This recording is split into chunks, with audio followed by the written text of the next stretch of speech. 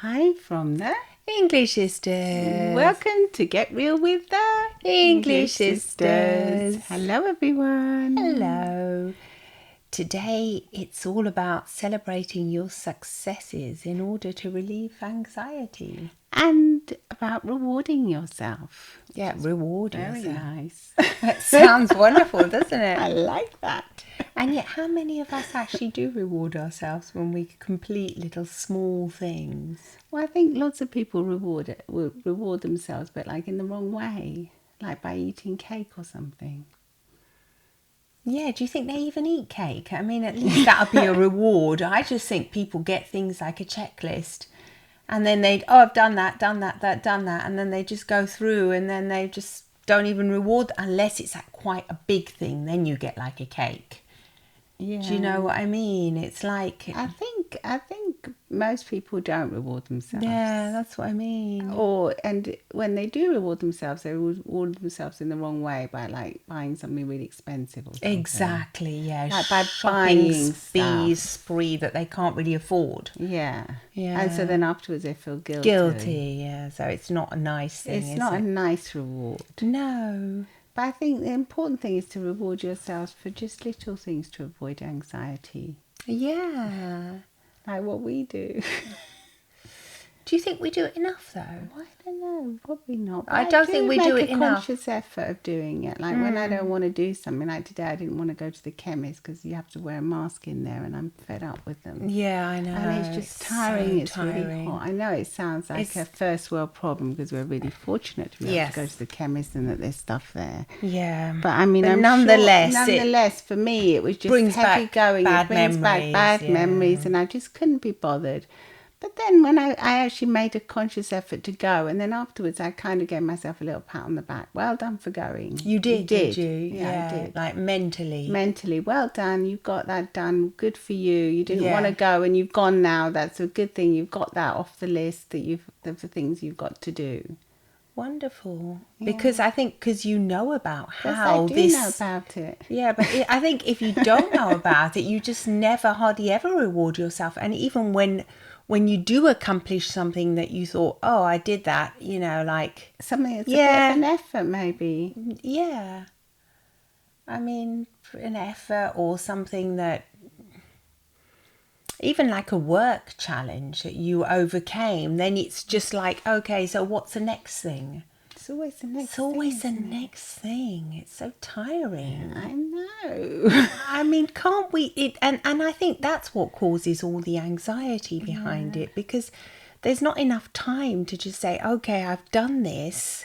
Even if it is the first step, for example, you're creating a business, I really do recommend celebrate every tiny success in the business, whether it's, I don't know, printing the business cards out, even though we don't use them much anymore because it's all digital stuff, but whatever it is, celebrate creating it. A digital account for something. Exactly, creating a website, or even just the first step of that. No matter what it is. Just putting your password in. Opening the Word document. I mean, that's a big deal already. Everything. It sounds like as if you shouldn't celebrate those things, but it's actually been scientifically proven, hasn't it? Yes, it has. It has been scientific, especially in the work brains. It actually says here that our brains are wired to respond to rewards. So celebrating the completion of small accomplishments leads to the completion of larger goals. Exactly. So it's the little things. It's always about the little things that add up to bigger things in the end. Exactly. According to the research Teresa Amabile from Harvard Business School, people who tracked their small achievements every day enhanced their motivation. To do bigger things afterwards. To do bigger things. So the simple practice of recording your progress helps you to appreciate your small wins, which in turn boosts your sense of confidence. And why is that? It says any accomplishment, no matter how small, releases a neurotransmitter, dopamine, which boosts your mood, motivation and attention. It also signals you to keep doing the activity again and again and again. So, I mean, this is the scientific reason why So maybe this could be like the less you do, the less you want to do. And then the more you do, the more you want to do. That definitely is a principle that works, isn't it? The less you do, the less motivated you are, the less confidence you have in yourself because you think, I've done nothing. So you become more and more like down. We've seen this with our clients as well, haven't we? We have, yeah. So even just being able to get out of the house and go to work is already something to say, yay. Yeah. You know, I did it today. Yes, I did it. I managed to be on time. I'm punctual, no matter what it is. I know, just these little things that you just take for granted. I think just look at your life and say, what do I take for granted, as well as what is an effort? And just give yourself a pat on the back for all the things that you take for granted, but that you do anyway and that you do every day. I know. Yeah, and maybe then at the end of the day, like take a few minutes either to journal or to just take a lovely deep breath in and just think, yeah, I had a good day, I accomplished this, I accomplished it, and again, reward yourself mentally for it. I know. Do you remember at the beginning when we first started creating the English Sisters brand and everything? We kind of were just going on and on and on, the next thing. And then one day we thought, hey, we're supposed to be celebrating this. When we got our first book deal, we celebrated it one evening and then it was like over next. Do we have to get another thing published? Do we have, what is the next thing we have to do? And it was creating a bit of anxiety, even though we're supposed to be, We're supposed to be, we are. We're supposed to be, we are. But even though sometimes, even in our personal lives, we still have to manage it because we're human. We do. And we were thinking, we're not really we're not really celebrating it enough, are we? This is not... It's not good, is it? It's not good. No, because it's not good, because then afterwards you just end up at the end of your life or at the end of the year and you've just been going on to the next, and you don't have time to actually enjoy the journey, which is what it's all about, really, because it's not about we've seen this with clients with actresses that win the Oscars and everything. Afterwards it's just next, and or it's a down afterwards. Or afterwards, I've reached peak. So where do I have to with go from athletes peak? as well that reach peak afterwards. So it's not really about reaching the peak. It's about the journey to get there that's supposed to be exciting and fun. And supposed to be is the word you have to eliminate, because it is exciting. It is exciting. And the way to make it exciting is to stop and celebrate and enjoy. And have little rituals as well to enjoy. I totally agree. Yeah. Ralph Waldo Emerson, his famous quote is, to laugh often and much, to win the respect of intelligent people and the affection of children, to leave the world a better place, to know even one life has breathed easier because you have lived. This is to have succeeded. Oh. I mean, that's beautiful, isn't it? It is. I mean, I think if you could say, did I laugh much today? I mean, that's already a bit of a success, isn't it? Something to because it makes other people laugh as well, doesn't it? Yeah, I mean, I know you don't always feel like you laughing. Don't feel like poor you if you're not. If you don't feel like laughing, we're not saying you have to laugh every day. But do you remember we didn't laugh that much? No, Before we didn't. We studied all our NLP and hypnosis. We just realised we were getting a bit grumpy. I know. And we said it we was hardly ever smile or laugh now. Do you remember? I do. I was so awful. I can't even. I think you just get so trapped in that routine of a life, of getting on with things and just doing, getting on with your day. Rush, do all the problems that come up every day. That you forget to have a laugh and do fun things. You kind of don't realise that that's so fundamental. The fun in there, it's fundamental for a healthy life and for you to help relieve anxiety. So even if it's just watching a 30-minute comedy show on the television, on Netflix, wherever you get it, that's fundamental for your well-being, just to have a laugh or have a laugh with somebody, go out with people you know. That's lovely. If you have friends and people that make you laugh, wonderful.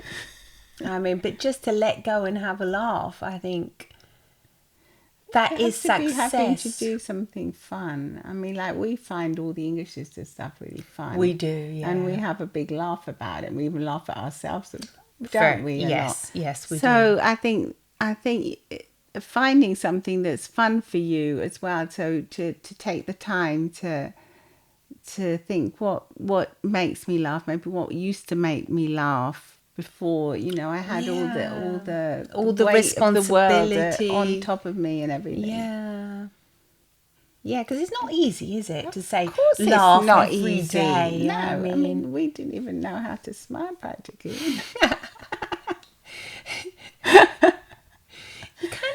You do know how to smile. You're exaggerating. But to actually laugh, no, but we didn't smile half as much as we do now. Come on, do you remember? No, of course I remember. I know exactly what you're talking about. We were just caught up in all our troubles. Yeah, rearing the children, getting on with the businesses. Yeah, I know what it was like. I totally remember that. It was just hard work, wasn't it? It was indeed. It's odd how these things happen, but that is, you know, one of the secrets that's something to celebrate. You know, the fact, oh, what did I do today? Oh, I had a laugh with my friend. I had a laugh with a colleague. I laughed when I watched that show. You know, imagine that's already something to celebrate. Well, exactly. So it's these little successes, to getting these little moments in your life, or laughing with your children. Laughing with your children. Instead of thinking like that, wanting to tell them off about something, just think it's funny. Yes. You know, remind yourself of what you used to be like when you would have found that something really funny. Hilarious, yeah, something funny. Yeah, remind yourself of the times. That's right. Yeah, when that would have been funny, and go back to that kind of childlike state. I think if we can go there, it's useful, isn't it? Absolutely, it's very useful. It's all about celebrating these small things and rewarding ourselves every day. Yeah, even just celebrating with a cup of tea, or just taking a moment just to think with your, you know, just have a juice or something and just sit down a minute and just think, wow. I did this today. And I didn't want to do it, and I did it. I mean, do you think it's only for things you don't want to do? I think mostly for things that you find difficult or challenging. I mean, it could be challenging for you to brush your teeth, like what we see with our clients that have a mild depression. And then yes, celebrate. You brushed your teeth and say, "Well done, I have brushed my teeth. I got up, I brushed my hair, brushed my teeth. I've got up and I've done that." And it's the next step. It will motivate you into doing the next thing, and maybe going outside and getting 5 minutes of sunshine. Absolutely. But anything you have to do that you're putting off, just go and do it. And then once you've done it, it's just do it. It's just do it. It is. It does boost your confidence, and it's like the progress principle, which is the more progress you do, the more progress you will want to do. So you will be motivated to get that progress. Exactly. And to look back and think, yeah, I've done that. And so you're going on and on and on. As well to do and then enjoy. So it's a process. It's not just one thing. Just do. It's do and enjoy. Yeah, it actually works. It can make a difference because it's that progress that makes you feel good. So then you have to celebrate that progress, whatever it is in your own life. Yeah, and it could just be a minute to just give yourself a pat on the back. You know? Oh yeah, I mean it's a bit like when if you have children or you know somebody that's had a child, you can see how happy they are. The first step, you know, what at the beginning we celebrate everything in small, you know, children's lives, don't we? The first step, they've changed the food, they're eating a different food now, solid foods, and etc. Everything is like a big deal. A big deal, yeah. But then somehow along the lines, it's just taken for granted. Everything is taken for granted. And we do the same in our own lives. At the beginning, you know, we may really be happy about certain things. Yay. And then as along the line, something happens.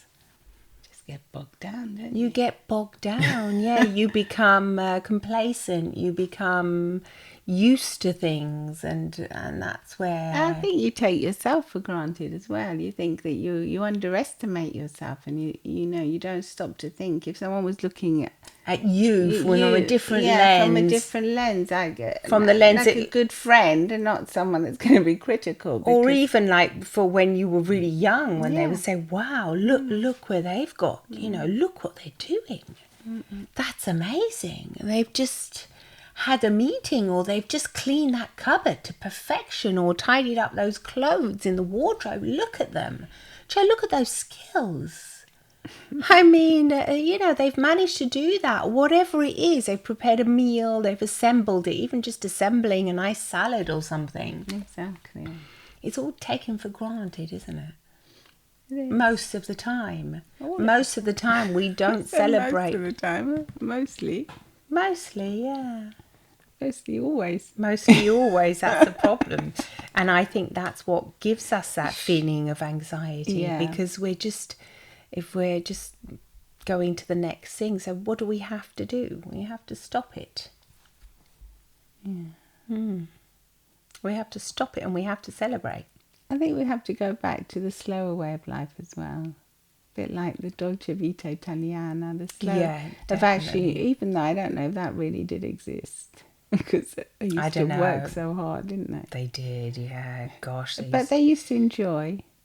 Well, the myth is like you'd see the women by the river washing the clothes and singing.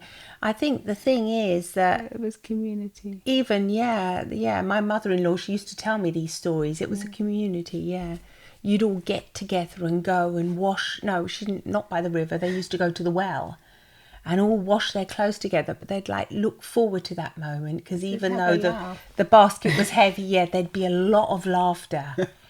They'd laugh, and then they'd whack the clothes against this stone, and all these stories I've heard. Even when they would go and pick the grapes, that was a big laugh as well, because it'd all be together. Yeah. So I think you're right there. I think it is this community that relieved the stress. Yes, because they were doing it all together. It wasn't just one person doing the washing on their own and getting bogged down by it. Oh no, with Alexa maybe, just just on your own all the time, aren't you now? What do you mean? Well, they've got this thing now, haven't they, Alexa, that they just talk to. Oh yeah. Or the other one, whatever the other competitor is. Yes, I know. Yeah, it's different now. And you don't have a proper response back. You don't all go together and do your washing and think, what a drag this washing is. But but you're always having... She says they would actually sing songs. There's proper, like the washing songs, and then they'd all laugh, and then somebody would bring the coffee, and then there was a whole big thing going on. So the coffee would be like the celebration bit. Food. Well, I don't know. They'd all bring somebody would make the ciambelle, the cakes, the little those Italian biscotti with a white wine in them, and I think they'd even drink white wine. I think because that used to be the thing, No wonder they were so happy then. I don't know. I'm not sure if it's actually the young ladies when they were washing, but that was like, I think so, because they would put them they would put the biscotti in the white wine. But when they were washing, I'd like to see what their washing came out like. Nonna used to tell me these things. Isn't it? Yeah, she used to tell me these stories of what a good laugh she would have, because I would say, gosh, it was hard when you were young. She says, yeah, it was hard, but we used to have such a big laugh, All of us girls would go down and wash, and the men would go and be in the fields or something. It was a whole... It was a whole hullabaloo. It was a hullabaloo. It was a big community thing going on. I think the community does relieve the stress and the anxiety. Well, if you've got a lovely community. So what can we do then when we have a success? Celebrate with someone near you. If you can. Otherwise, you can... Always join a group or something if you're doing it on your own, because there's so many groups as well online. And that nowadays you can really feel united with people that are experiencing similar things to you. Exactly. So there's always... You can get a lot of support, so much support. It's different to doing it on your own, isn't it? that's the advantage of today's modern world, where you have so many people. No matter what you're going through, you've always got somebody, a group.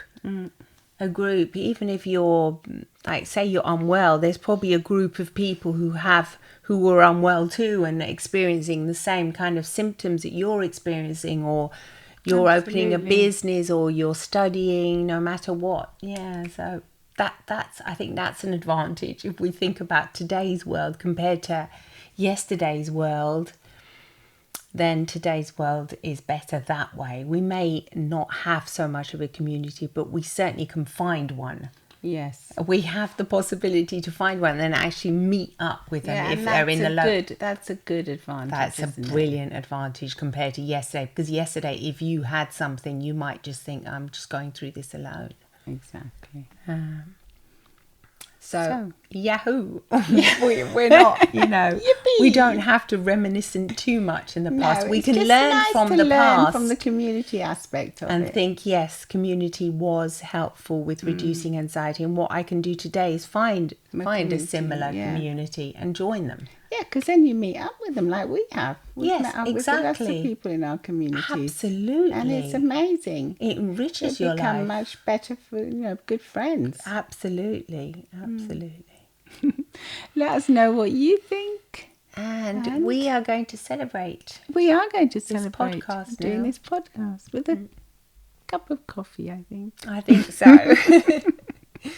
Come and watch it on YouTube as well, where you can leave your comments. Otherwise, leave your comments on Instagram. We have a special page set up, Get Real with the English Sisters, on Instagram, where you can comment on all the episodes too. Yes.